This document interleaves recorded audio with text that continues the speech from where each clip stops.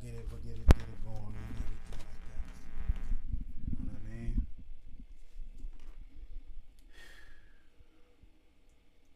Um, Definitely hidden penthouses, bruh. Definitely hidden penthouses, bruh. Definitely hidden penthouses. So we trying to get the right here. We got it right there. Boom. Definitely hidden penthouses, bruh. Boom. So we just gonna keep it rocking, man. Come on. Doo doop doop doo doo. Doo doo doop doop doo doop doo. Hidden penthouses. Whoa, whoa, whoa, whoa. You know what I mean? Alright, sorry, whatever. Hidden penthouses. Doo doop doop doop doo.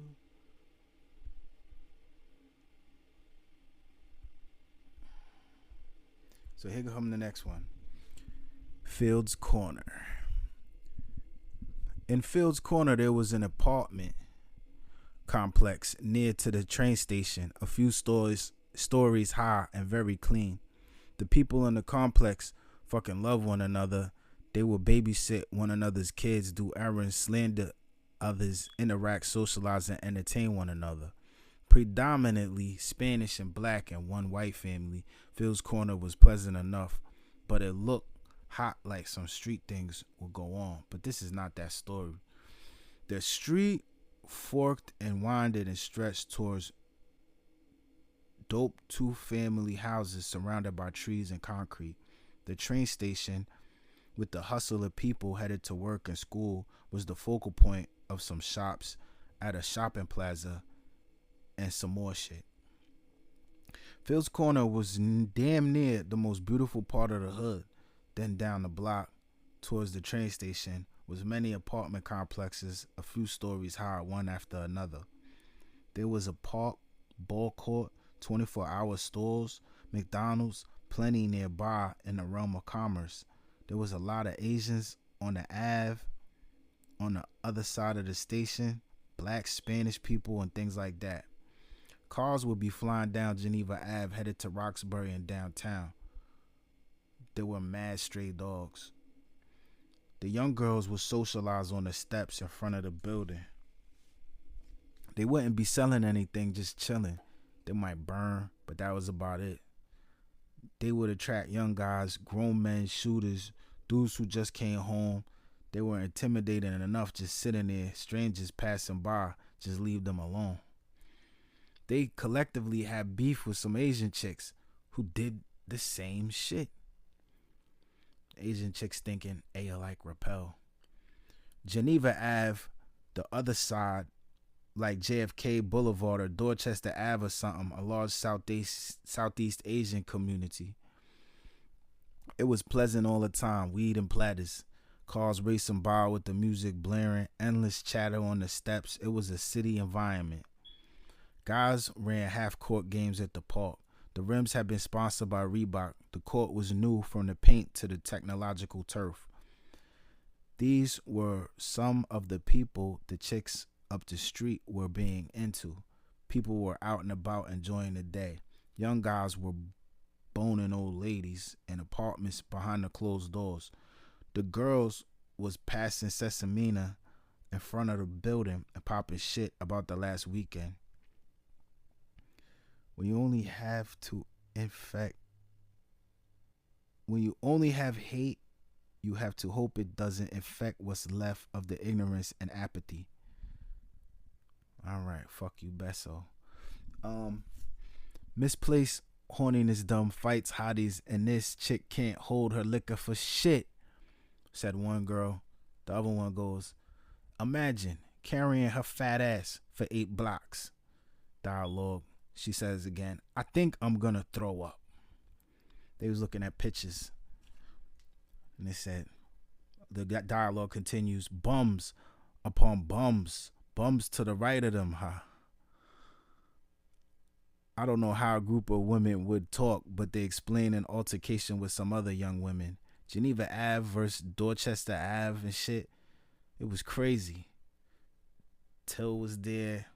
The woman relaying the story to uncommitting shooter person. They will party. Yeah, Till was there just chilling. And then the other one saying, I don't know what happened. One of my friends was talking to one of their brothers and shit. Then another girl, yet again, she goes, it just was talking. Then his girl checked him, then turned to my girl and pushed her like, yeah. Then the other girl says, y'all getting old. That's something it's too late to do. Fighting off a chat and a spilled drink. Grow up. The girl says she spilled a drink over her dress and got mad, then swung on her. Then it just went crazy like. Then the other girl says, damn, fuck wrong with you? There was way more to explain when the chick who just got back from work like 2 shifts explained she tired, went in the building. I'm sorry, baby. I'm exhausted. I need a fucking bubble bath and champagne drink. It's like, yeah. She pardoned herself. They recalled the event to one another. The girl who got off work wasn't trying to be a joy killer or nothing. So they continued. So how'd it go? I don't know. I was drunk. You see them dirty ass Corey Shell ass Elm Hill dirtbags there? Yeah, one of the girls was frustrated at some 5%er she was talking to. What about the Chinese dude? One of the girls was excited about that. I don't know. Fuck it. How did that go?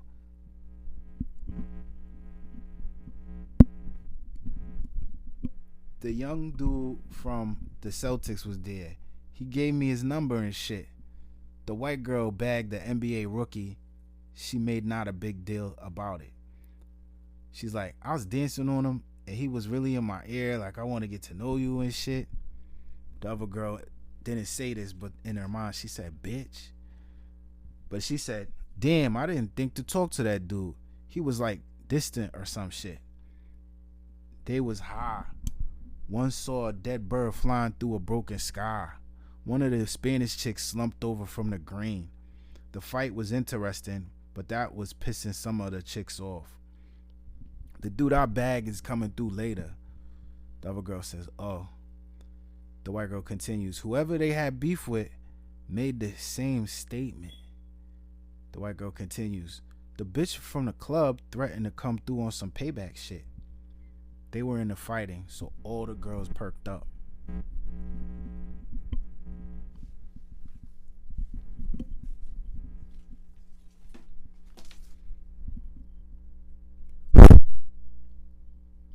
The girl was going to come through to the area to get stomped into the grass for real.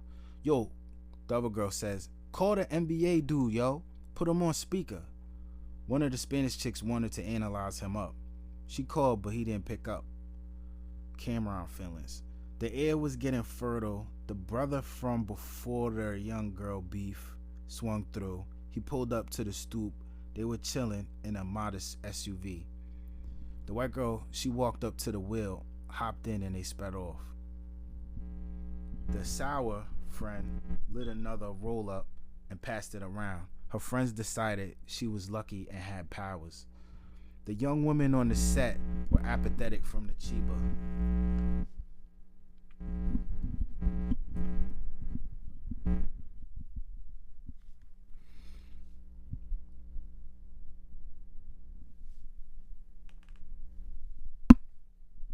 The young women were apathetic. Frankie did a rockaway into a backspin and walked off. Oh snap, a skinny old lady and shit, said one of the girls. One of the girls strolled off to the bodega and came back with a ham hoagie and devoured it. The other girl said, the weed got me starving. The healthological one spoke up. She said, bitch, between MRSA virus, bow ties, rat, cat, dog, amalgamation, and all types of shit, you know ham sandwiches got pork in them. One of the girls thought to herself, I got deja vu. That ham sandwich one was so high, she seen the whole movement in another time wrinkle. She decided to check on her cousins and went into the building. The other girl said, "Man, shut up. I don't fucking care. This head wrap incensed out slut trying to tell me what to eat. The first bitch on the L talking that bullshit." Inside the building, one of the girls is checking on like her mother or aunt or something. "I'm good, you little ratchet bitch. You alright, mommy?" The girl high thinking to herself was like, "Chilling, okay." Ryan Seacrest was shaking his hips on TV. Her cousin was chilling. She went back outside. They came down from their highs, and the girl from the party they stomped out or whatever never showed. They dispersed off the set to different activities they individually had to attend to. The group as a whole decided she didn't want it or whatever. The white one still filling out the NBA person. Bachata news and porno music blared out of the apartments. The young girl with the ball player was chilling. They drove up to a Chili's outside the hood to get to know one another. While she wasn't wearing nothing crazy, jeans and sneakers, she was still a little high from lounging with her friends. She already liked them like that. Dude ordered some crazy huge pasta dish. "So, why y'all fighting that chick the other night?" the guy said. The white chick says, "I don't know. Everybody was drunk or spilled drink or something. We never get along in the same space. Something always happens." "You Christian?" "No." "What turns you on?" "Dudes who play ball." "Ha." "Oh, you just sitting on your fries." "Go ahead." "I don't know. They talked about all types of things. They could stand each other's company." "How you know them your girls?" "That's my people from my hood for real." "You go to school or something?" "Yeah." "You don't smoke, coke, or none of that?" "No." "Why would you ask me that? It's crazy out here. You never know. I wouldn't knock you, you know." "Son's moms smoke coke." "I just smoke marijuana with my girls." "That's cool." They were both a little street. They already knew a lot of the same people. "You messing with the boxing gym?" "Nah, I went there before with my brother. He figured she seemed more into a boxer. She figured he seemed more into a cokehead or something." Meanwhile, the rest of the chicks that was on the steps came back outside. It was later that night. The couple eating food was bored of talking. The brother trying to initiate sex but thought it would turn her off. "Movies?" "Yeah, sure." She's thinking, how do I go about keeping the brother on my top? He took her to the movies. The chicks on the set were sober, chilling. Their enemies were riding around in a broke down squatter handling some drug business in their area. Both parties saw each other. A melee of violence ensued. The girls from the squatter were outnumbered. The driver and passenger were mollywopped and dragged out the car. "Get her bag, yo!"